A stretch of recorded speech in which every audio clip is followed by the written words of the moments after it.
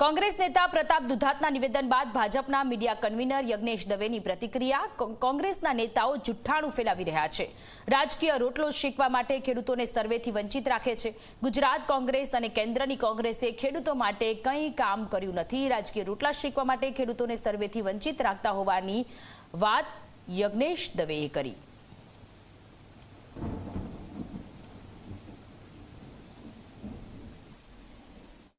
प्रताप दुधात जेवा कांग्रेसना नेताओं पोते पोतानो राजकीय रोटलो शेकवा माटे अने खेडूतोने सहायथी वंचित राखवा माटे सतत प्रयत्नशील रहेला नेताओ ए अत्यारे हाल खेडूतोनी अंदर एक जूठाणुं फैलावी रह्या छे अने खेडूतोने सर्वेथी रोकी रह्या छे अने खेडूतोने आ सर्वे न करवो एवी जाण करी रह्या छे।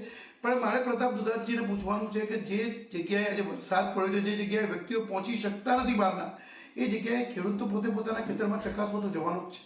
तो ये खेडूत सतत तरत सर्वे करीने मोकलावी दे तो ये खेडूतने एनी सहाय मळी जाए ए माटेनी सरकारे व्यवस्था करी छे। तो गुजरात कांग्रेस होय के भारतनी कांग्रेस होय क्यारेय खेडूतो माटे एमणे सारा निर्णयो कर्या नथी। 70 वर्षनो एमणे क्यारेय खेडूतोनो विचार्यो नथी। खेडूत અમરેલીમાં કમોસમી વરસાદથી પાકને થયેલા નુકસાન બાદ કોંગ્રેસ મેદાને આવી છે। જિલ્લા કોંગ્રેસ પ્રમુખ પ્રતાપ દુધાતે આકરા પ્રહાર કર્યા। જિલ્લામાં ઓનલાઈન સર્વે નહીં કરાવવા સરપંચોને અપીલ કરી। ઓનલાઈન એપ્લિકેશનથી સર્વે કરવો એ સરકારનું ગતકડું છે। ખેડૂતોને નુકસાની અંગે રોડ પર ઉતારવા માટેની અપીલ કરી। આગામી 3 તારીખથી કોંગ્રેસના ધરણા કાર્યક્રમમાં ખેડૂતોને જોડાવા માટેની અપીલ પ્રતાપ દુધાતે કરી। અમરેલી જિલ્લામાં છેલ્લા 6 દિવસથી અવિરત વરસાદ પડી રહ્યો છે ત્યારે ક્યાંક ને ક્યાંક જગતનો પાક હાલ મુશ્કેલીમાં મુકાયો છે। કપાસ અને મગફળીના પાકને મોટા પ્રમાણમાં નુકસાન થયું છે। ત્યારે આપણી સાથે અમરેલી જિલ્લા કોંગ્રેસના પ્રમુખ પ્રતાપભાઈ દુધાત છે, સાવરકુંડલાના પૂર્વ ધારાસભ્ય પ્રતાપ દુધાત આપણી સાથે છે। તેમને સીધો પ્રશ્ન પૂછ્યું, પ્રતાપભાઈ, ડિજિટલ સર્વેની સરકાર વાત કરી રહી છે, થોડાક દિવસમાં ડિજિટલ સર્વે શરૂ થશે, ક્યાંક ને ક્યાંક આ બાબતે તમે સોશિયલ મીડિયામાં જે વિડીયો વાયરલ કર્યો તમે એનો વિરોધ કરી રહ્યા છો, શું કહેશો? ડિજિટલ સર્વેમાં સર્વેના કોઈ ઠેકાણા નથી। આપણી ટેકનોલોજીના હજુ કોઈ ઠેકાણા નથી।